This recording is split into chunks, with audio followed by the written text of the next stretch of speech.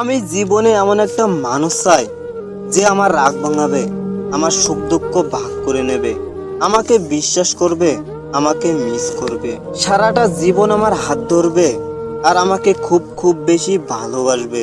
আমি এমন একটা মানুষ চাই যে আমার দুঃখের সময়টাতেও আমার পাশে থাকবে।